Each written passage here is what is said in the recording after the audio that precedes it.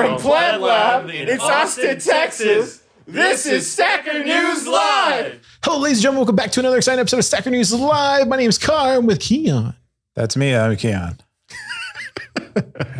How's your week, dude? My week's been crazy. It has been a crazy week for you. We should talk about my week. I've witnessed it. Yeah, I think this is more important than mine, to be honest. So what's been crazy with your week? What happened? Dude, I was on What Bitcoin Did on Monday. Peter was in town. Oh, that's right. Peter was in town and he asked me to go on What Bitcoin Did. That was cool. Shout out to Odell for helping. Hook up. And then after that, Teresa came into town. So we were just full PlebLab mode, with the raising and stuff. And then, now we're doing the hackathon. So it's just like all this stuff going on with the hackathon for TabConf and getting that ready. Cause that that stuff you have to prepare like a month in advance. And the Nostr devs got shipped this week. So when is TabConf? September, the first week. Oh man. Yeah, dude, it's quick. Oh, yeah. Shoot. And then we still have the BitBlock Boom stuff that we're getting ready for Startup Day. So we have a lot going on in the lab. And so, and then that's not to, the day-to-day stuff that I have to do, the duties. I've been dealing with this compressor. You've been dealing with it. Did he come in today? I thought I saw the guy here earlier. Oh, maybe. I don't know. Well, I heard somebody on the roof. Oh, maybe we did get the air conditioning. Is it working in your office? I don't know, but the stackers probably don't know, but the air conditioning on my side of the office has been sabotaged. I think the Fed came and shut off. It broke the air conditioner on our side. They're trying to seek Stacker News trying to office. Smoke me out. Literally, eat them out. It's not going to work, guys. I think, so I've been like sweaty programming. Yeah. For the last couple of weeks. How's your week? My week was... They really didn't get a chance to talk to you at all this week. I kind of feel bad. I know. Well, I've also been in a few myself, but it's been good. I've just been doing like the equivalent of like cleaning my room in terms of the Stacker News code base. And it's so therapeutic in a way, but also a lot of work and very stressful. But I've just finished with it. So I just feel like... successful. That's good, man. It's a good spot to be. Yeah. It's nice having a clean room.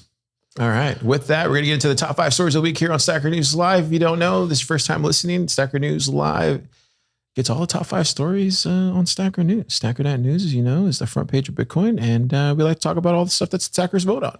Wow. So if you want to participate, go to Stacker.news and start zapping your troubles away. Bro. Having a boring day? Go to Stacker.news. That's what the stackers are doing. They're earning slinging and earning sats. Dude, I earned like 2,000 sats just on my personal account this week. Pretty good.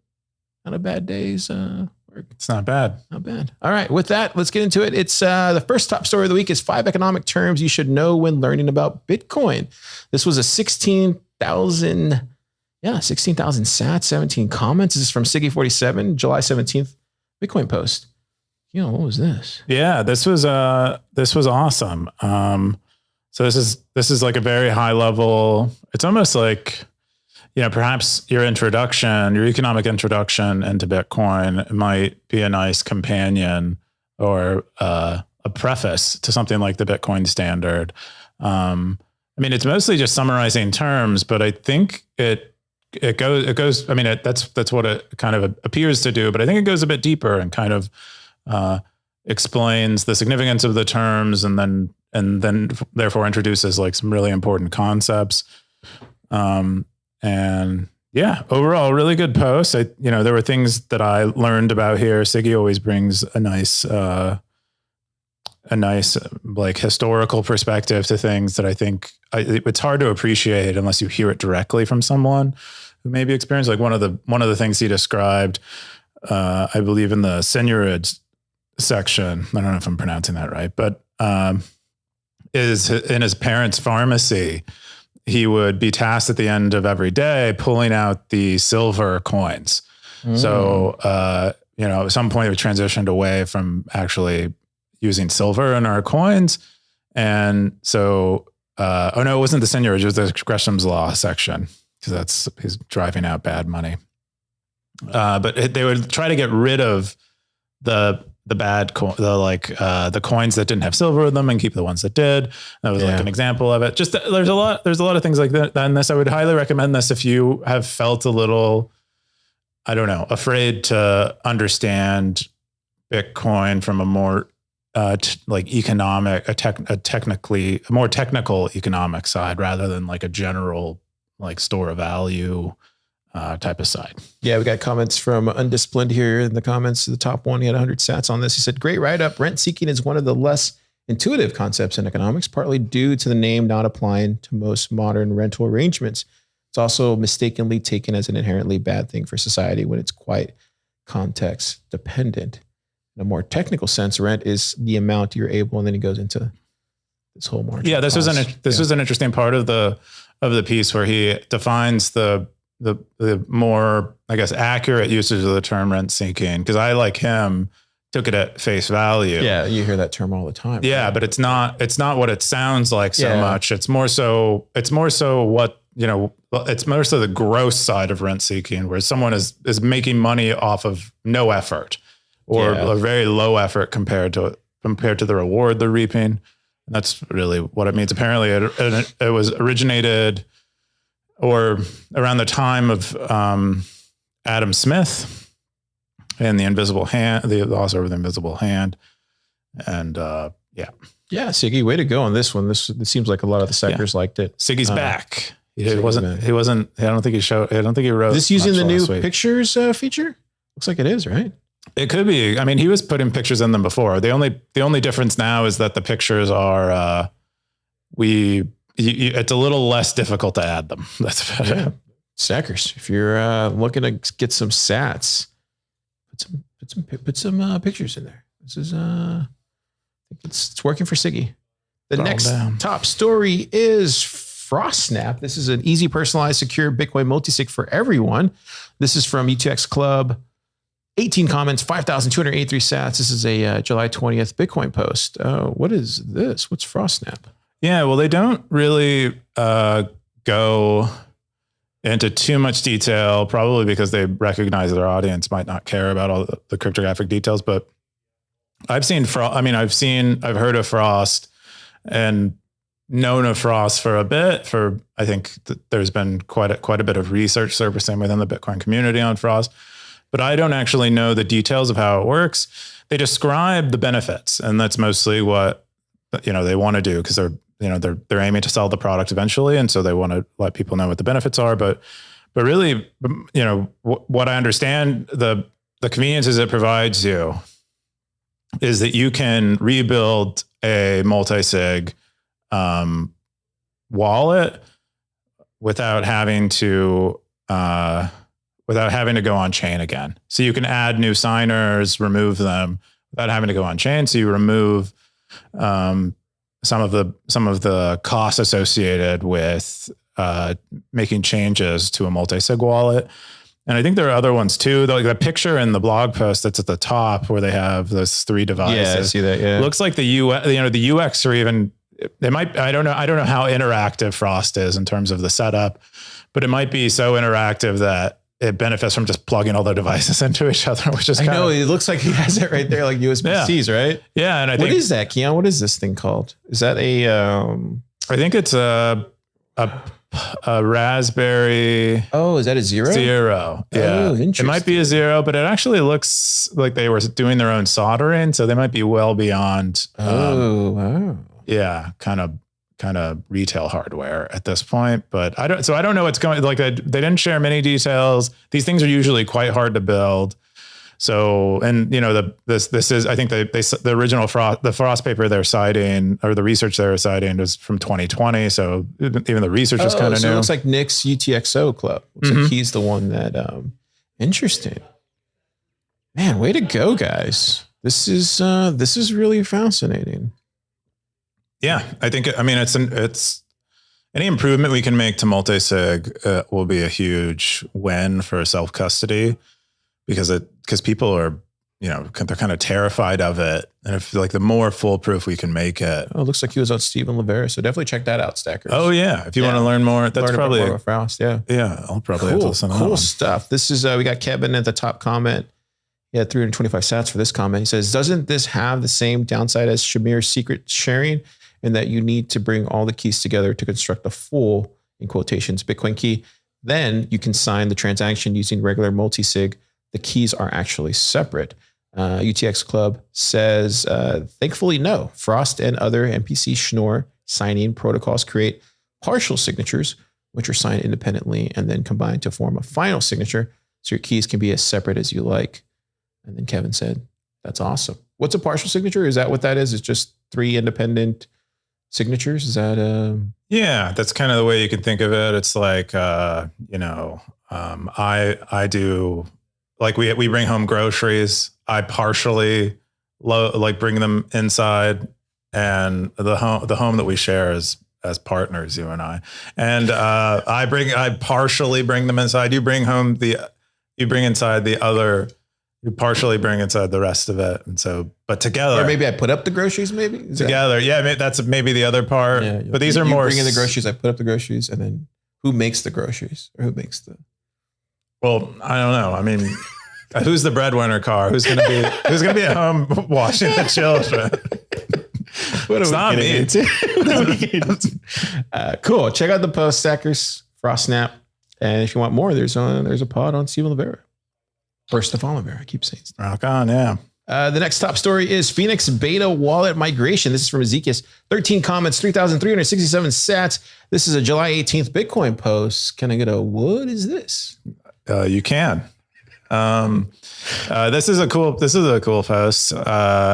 So Ezekiel went through the new beta for the Phoenix wallet. We talked about this last week. Everybody keeps talking about this one. Yeah. I mean, it's a very significant upgrade. And what he basically, for those of us who aren't using Phoenix wallet or don't want to bother with the migration yet, or, don't want to deal with any issues that might arise, he went through it for us and kind of showed us what it's like. And, so some of the things that we've already scrolled through are like, they're now a little more, they hide your balance and transaction history better. They have like a way more simplified fee they have this fee management screen. There aren't channels to manage. You're just as we covered last week. You're just managing one channel, which isn't much to manage at all, really. The way with splicing. So overall, really cool. He said he didn't actually get to trigger any splicing yet because he hasn't received, I think, a large enough payment. But really cool, man. Really cool stuff. Yeah, I'm very excited for Phoenix Wallet. It seems to be absolutely. amazing. You got a 037 F5 something with a freebase comment. He had 3,000. Wow, he had 3,000 sats on this comment. He said, "Hi, async dev here." And then he talks in German, doing our best with mostly automated translation. And then he kind of just goes through every single point that Ezekiel does. Really cool, man. You got the async team in there, or at least a dev in there. Yeah, well, cool. Ezekiel reached out to him and asked him to come and answer his questions, and he did. Yeah. And we should get more of these. Stackers, do all the apps. Let's do all the apps. Go through every single Bitcoin app. Do one of these. Just one a week, though. I see people, they'll find like one a week, a new content niche, and they'll just post over and over and over again. The same day? Like within the same day. Like we're going to go over some slides soon for, yeah. Stacker, spread it out. Spread it out a little bit. Wednesdays, Fridays. Yeah. And then the occasional spicy poll on a Sunday. Yeah, you don't want to oversaturate certain types of content. That's all I'm saying. Okay, cool. That's our next top story. This would be the third one, right? This would be the fourth one. Aha. The fourth one. The fourth top story of the week is we need to support Bitcoin merchants more. This is from No Nim. 64 comments. Wow, that's a lot of comments. 1,283 sats. July 15th Bitcoin post. What is he talking about here? He's talking about supporting Bitcoin merchants? Yeah, globally? That's basically what it is. He's like, we need to do it more. Like, go out of your way to visit a merchant that takes Bitcoin because, that's what we want to see more of. I think there are, we all talk about wanting to do this more, but to reference Siggy's post earlier, he's the Gresham's law is that we actually don't want to spend our Bitcoin. We have an impulse instead to spend our fiat. And so it's a bit at odds, but if we want Bitcoin to be adopted and more people to, suffer or benefit from this conflict of having this really good money, then we should be trying to spend it more. And I think we've talked about this many times. It's just really hard to get. We were talking about it on the PlebLab chat the other day. It's really hard to get businesses to want to run their own BTC Pay server, right? So I think this is why you need things like Oshi and Bitcoin Company and Zaprite to kind of like fit in there. It makes things a little bit more easier, I think. Even IBEX too, right? Like IBEX is another one. We got BertDev21. He said, patiently waiting for the day I see someone accepting Bitcoin at the farmers markets I go to in the summer. Start your own farmers market. That's how you do that. What do you think, Keyan? Do you think much of all this stuff? Yeah. I mean, I like to use Bitcoin when it's available as an option. Usually when I'm somewhere new and I feel like someone might be a little more open-minded, I will ask them if they'll accept Bitcoin just to plant the seed. So like when we were at the EDM festival I went to a couple of months ago, all the merchants that we bought things from, I asked them if they'd accept Bitcoin. None of them did, but it was an interesting discussion because I also learned where we're at in terms of the adoption cycle. Like, get out of here. Well, none of them were mad about it. All of them were like, oh yeah, people have asked. I mean, I was going to start an NFT for my art, but it's like a lot of that. But it's still worth doing because it gives you information on what the actual conditions are like. And then also, if they haven't, it really, for a lot of people, it requires a lot of touch points to even begin to take something seriously. Yeah. Because there's so many hours you got to put in to learn about Bitcoin, right? It's literally like, it's not something you can learn overnight. Yeah. I guess you could, if you're just like stacking sats, something that you could pick up on. Yeah. Yeah. You got Joe Nakamoto in the comments. He says, yeah, it's an important tool for adoption. Earn Bitcoin and spend it is my mantra. Use it as money because why the F wouldn't I? Starts laughing. For those in the fiat minds, the formula of buy, hodl, spend, and replace works just as well. No Nim says 100%. Yeah. 100. Our next top story is wormhole attack. Lightning explained simply in 4 slides. This is from Arrow, 7 comments, 4,312 sats, July 17th Bitcoin post. What is this? Looks like we're in a yellow Stacker News wormhole here. Yeah. So Arrow has been sharing a lot of these slides, which are great. It's yellow here. It's yellow here. It's yellow up there. It's yellow there. It's not the exact same yellow. Is it that? I think this TV is just like... It's close though, but the TV would render the same yellow. Good point. The same color. This is why you're the breadwinner. That's right. That's why yeah. I mean, taking care of the children is still a very respectable job. And even though the market doesn't value it, who said the market doesn't value it? They don't pay you for raising children that society eventually takes advantage of and mines for their energy and labor and soul. Anyway, so wormhole attacks are a pretty, one of the more fun, it has a really cool name. So it's like one of the more popular attacks to discuss on the Lightning Network. But basically what you can do, what you do with the wormhole attack is you can circumvent a routing node in the middle if you control other nodes on the side. So you can see in the slides here, BND effectively steal the fees that C has earned. Okay. And that's what they do.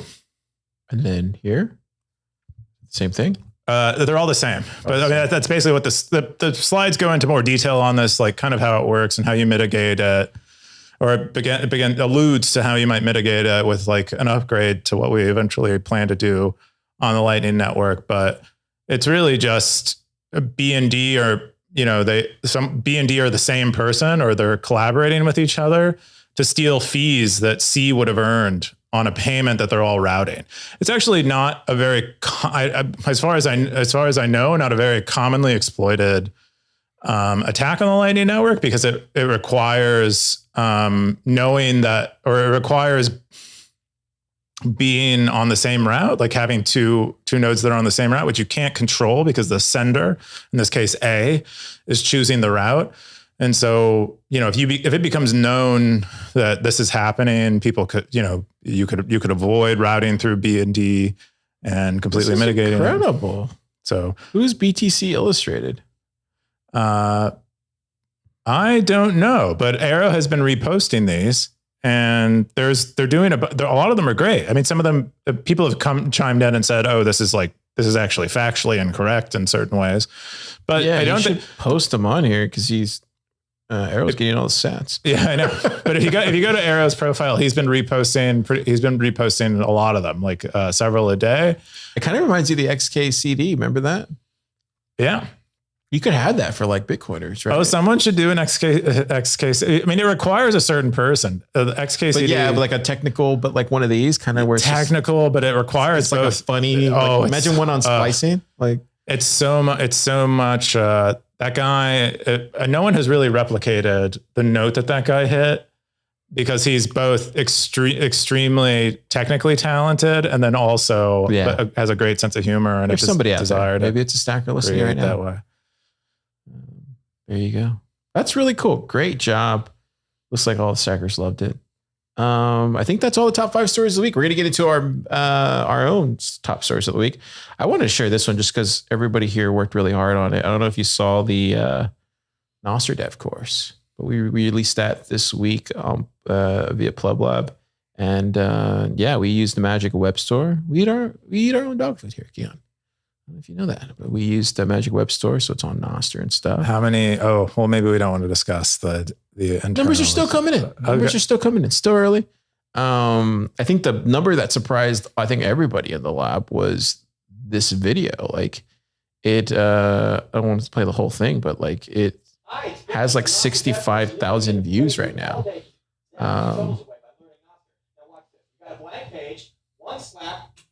Crazy, right? Yeah, but I mean, you guys have made really popular videos. Everybody was in here in the comments, right? Like, look at that. It's Clark Moody. Wow. It's pretty incredible. That was this week. But what do you think, Keyan? What do you think about all the shenanigans that we do here at PlebLab? Oh, I mean, I love it. I think it's great. I love shenanigans. I feel like we're really on brand. I feel like we are a bunch of misfits. And we're just doing shit. And I think that's really what it's about for me, what I like. Mm-hmm. And a lot of multi-talented people. Yeah, exactly. That's what a misfit is. Really? You think? Well, yeah, you have square holes, and you have circular holes. A misfit is maybe an octagon, and it just won't go in any of them. But an octagon probably goes in a circle one. So maybe it's like even weirder than that. It's like it's a parallelogram. We're all parallelograms here. But Logan, the whole team did an amazing job. It's just amazing to see. So that's my top story of the week. Stackers, if you're interested in learning about here, let me see if I think we have it on Udemy already. I mean, I don't have to go in now, but it's already out there, I think. Forget. You guys are on Udemy already. So we go here. Yeah. So you go to Udemy and then you can, it's going to start the course. You can start the course right away, which is all this stuff right here on the right side. I haven't watched the videos, but I can speak to how much work went into them. But like everyone you can see the work that went into the promo video, and but the actual course itself, I know everyone was working really hard on it, spending a lot of time crafting each course. Yeah, we've been promoting it on Nostr too, and all pleb chain. Everybody loves it there. So I actually think this gets us to Nostr, more widespread Nostr ecosystem adoption faster. Because now, if you go on Udemy, there's no Nostr course. So there's just nothing but Web3. And I think us and Base 58 are the only two people that are like doing like Lightning and Bitcoin courses. Also check out Base 58. She has tons of stuff on there.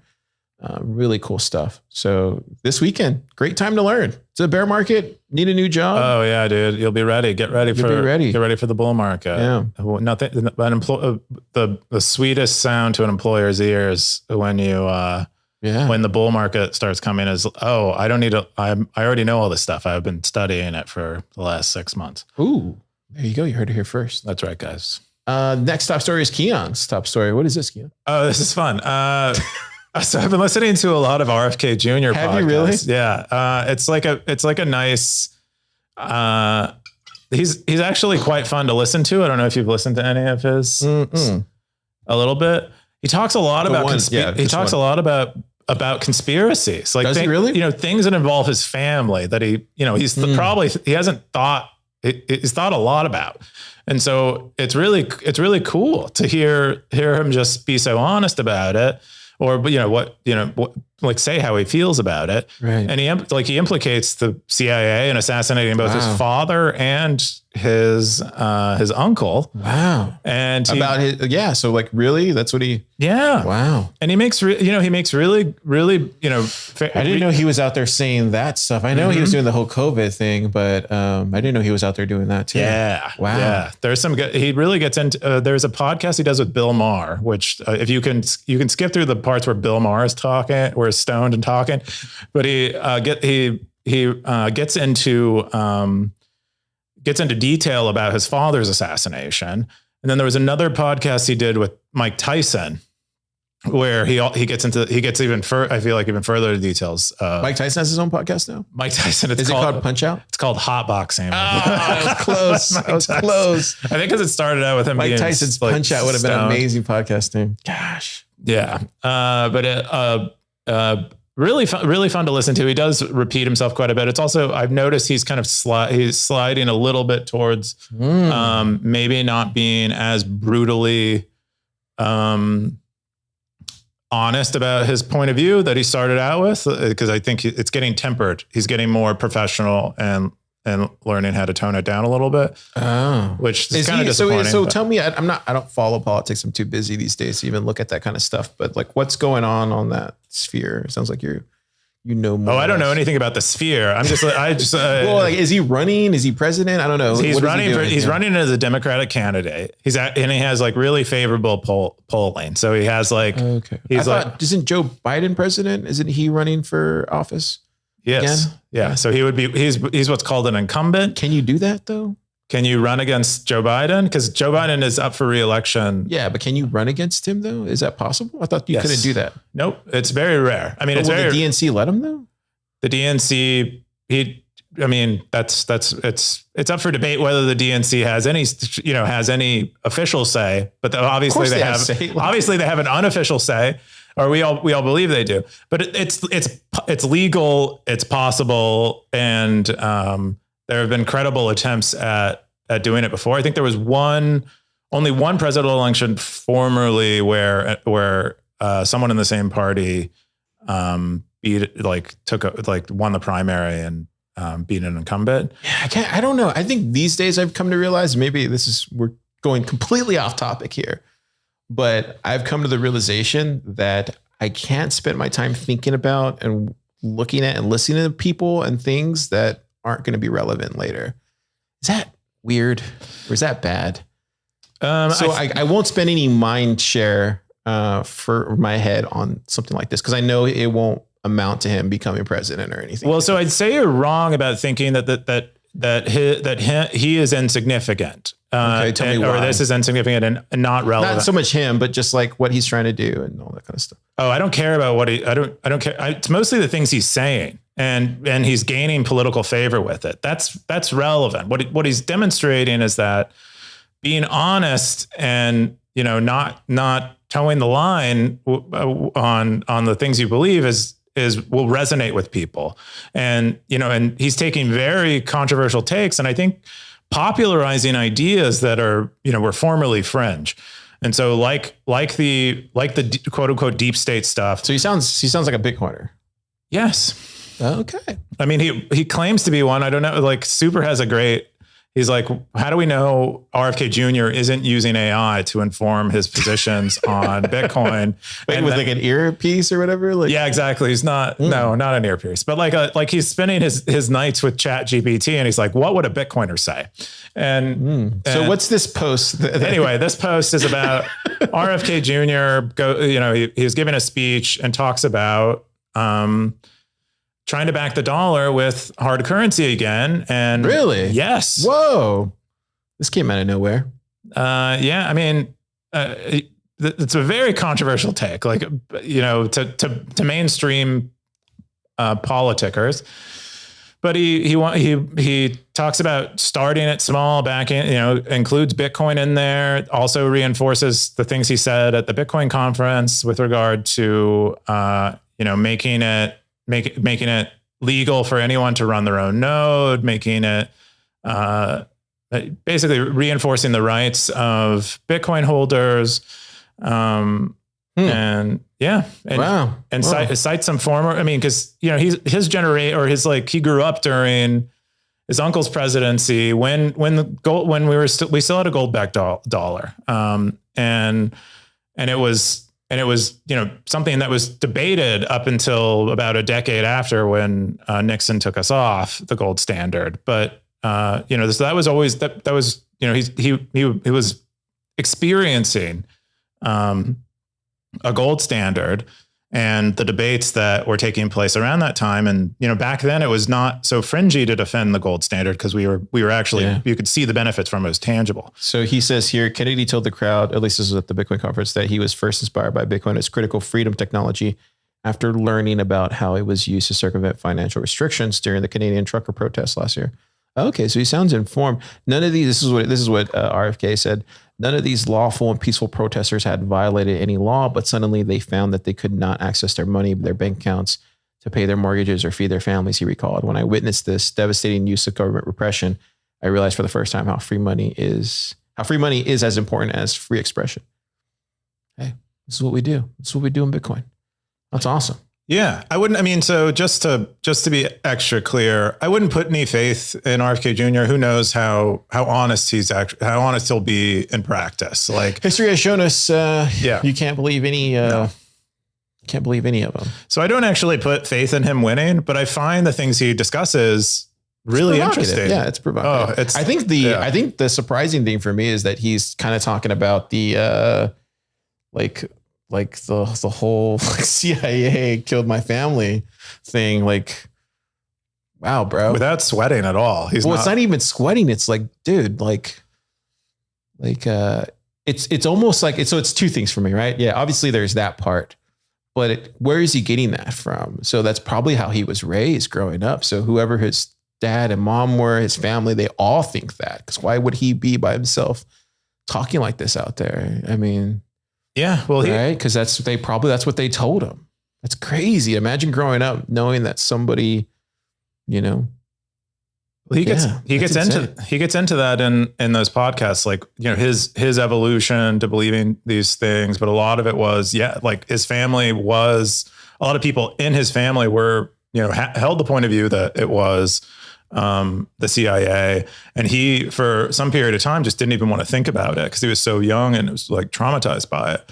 And I think it was someone like had him read a book written by that had interviews with like coroners and stuff, but particularly the death of his father, like the facts on that are like hard to refute because it's like all confirmed in like. Well, at least according to him, I actually haven't looked at these things, but at least according to him, it's like none of the bullets from the person who was arrested for the death of his father were actually found in his dad's body. They were all accounted for in other parts of the room where they missed him, and all of the shots had come from behind him.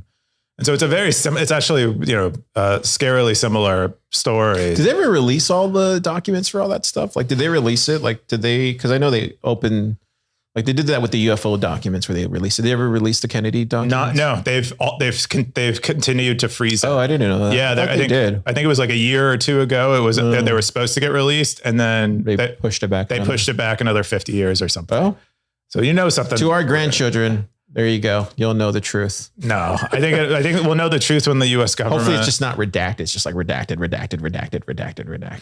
It's like marker, black marker everywhere. Yeah, it's weird, but it's really cool hearing someone talk about it who's clearly been affected. 60s were a crazy time, man. That's what I hear. 60s were a crazy time. We got Bones in the comments. He says gradually, then suddenly.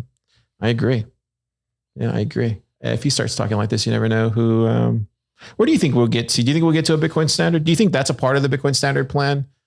Getting to a Bitcoin basket of a sort with other gold and other currencies as a. I don't think we need a Bitcoin standard.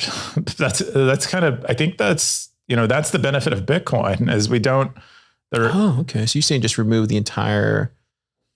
Okay. Yeah, that makes sense too. Yeah. I mean, so the only reason we had a gold standard, my understanding of it was that because gold was so hard to transact in, and we had to keep it in banks. It was, and then that more or less like had gradually centralizing pressures. But with Bitcoin, there's no reason to do that. If we can successfully scale in a non-custodial, decentralized way, I think, or maybe not non-custodial, but more of a community custodial type of way. There's no need to centralize. I got the G Real Schwab. He said in the comments, my advice, don't get hyped up on this. When Kennedy, after not getting this ticket in the primaries, tells you to vote for Joe because the other candidates is, oh my God. Okay. You guys go read the comments. Yeah. I mean, it's politics. So be warned. I try not to spend my mind on this kind of stuff. It's just out of my scope, so. Yeah, that's fair. Where's the, okay, now we're going to get into the top. It's your segment. Super stat segment. Who was the top snackers this week? Top snackers this week. It looks like Siggy topped the charts with their economic definitions. Julian PH, I think he runs a Philippine hacker group. Doxed. He posts about it, so not so doxed.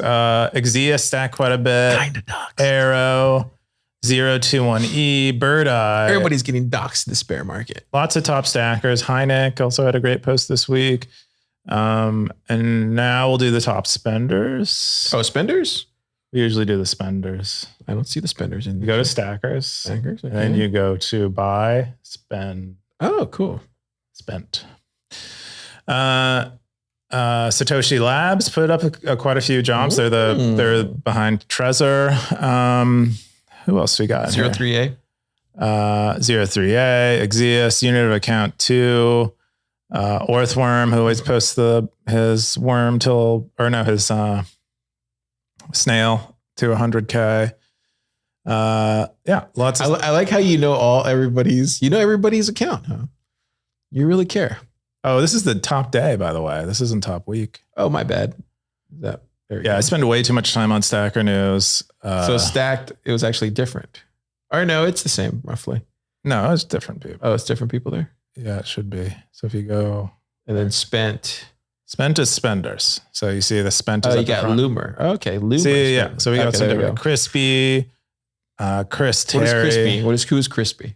Tell us who Crispy is as a stacker. Oh, he only has one comment. So I actually am not familiar with him. I'm really familiar with and that was one comment this week. He might've been around for longer.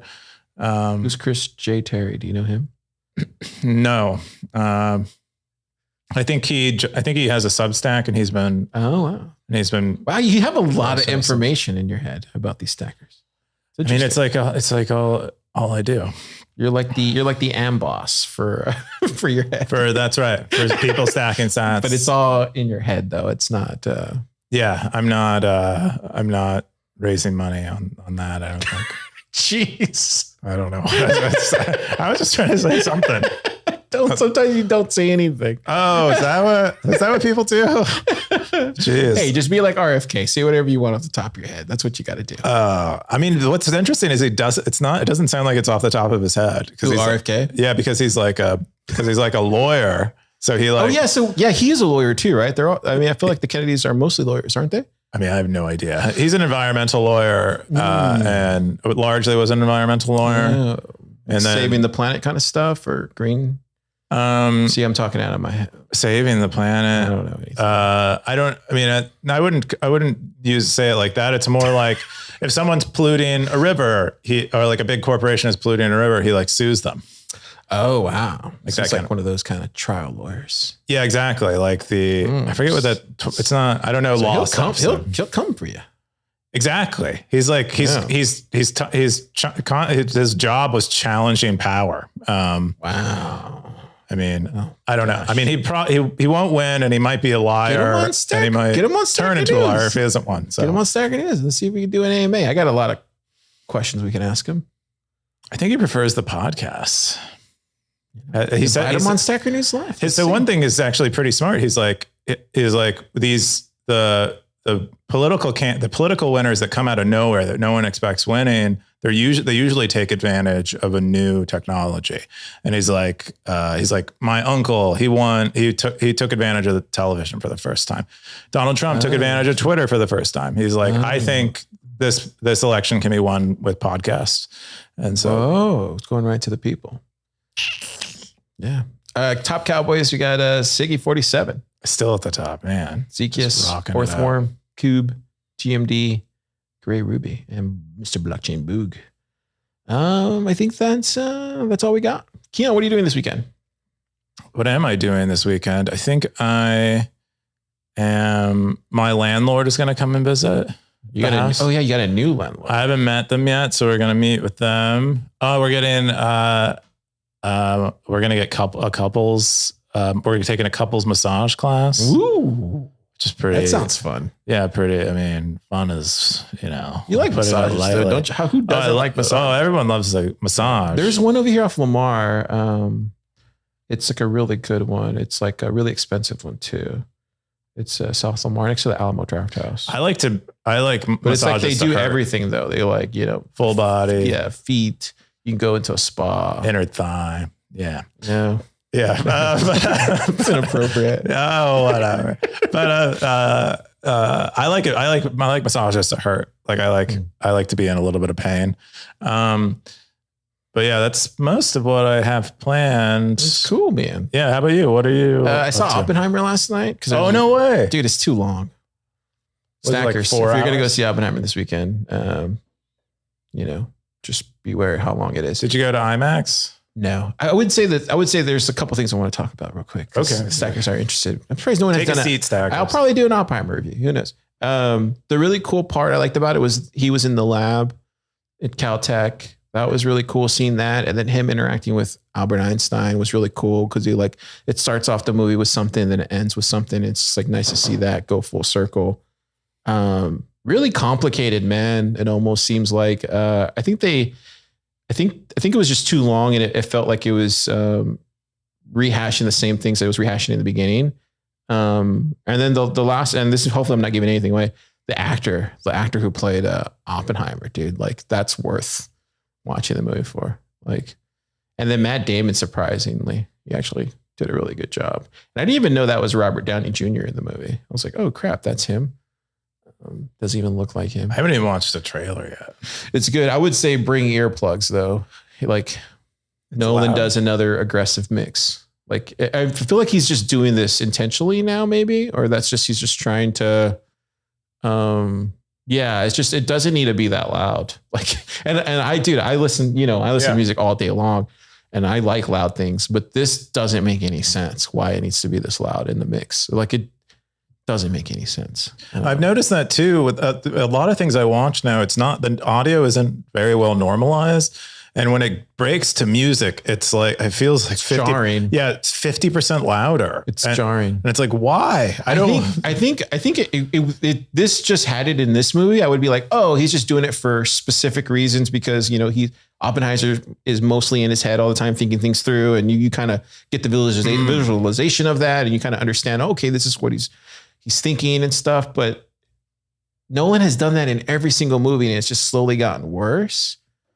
So that's where like, I feel like, okay, he did that in Interstellar. That's when it kind of, well, it started with Dark Knight with Bane, with Batman's voice. And then it got worse in like Dunkirk, and then like Interstellar got really bad. And this one is just like, what is going on? Dude. Anyway, I'm sorry. I'm rambling. Car Ebert over here. I'm gonna write this out. I'll put my Car Oppenheimer review, but definitely it's worth watching, Keyan. Like, don't let me watch it. It's worth watching. It's just like, it's really long. So go on a day like you really want. I mean, might watch it at home. Yeah, that actually would be a better thing. Yeah. Other than that, it's a great movie. Cool. I got one comment from Blockchain Boog.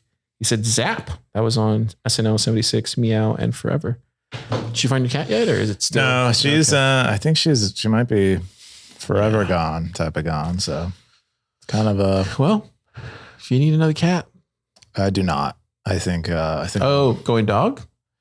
No dog, no pets, no pets. Going full. I think part of the reason why she might have, might have gone missing is I'm just not spending much time at home, and that's. I would know, like, otherwise I would be. And, so I don't want to do that. And it's also, now I can travel. Maybe I'll go to El Salvador, meet with Bukele, show them how to stack sats. Hey man, they're doing some humble. Amazing things out there. I saw some more of the education stuff. I was on a call today. Somebody was talking about all the good stuff that they're doing with the education stuff. So it looks like it's working. Oh, yeah. We'll see. Yeah. That's all we got, Stackers. We'll see you next time. Keyan.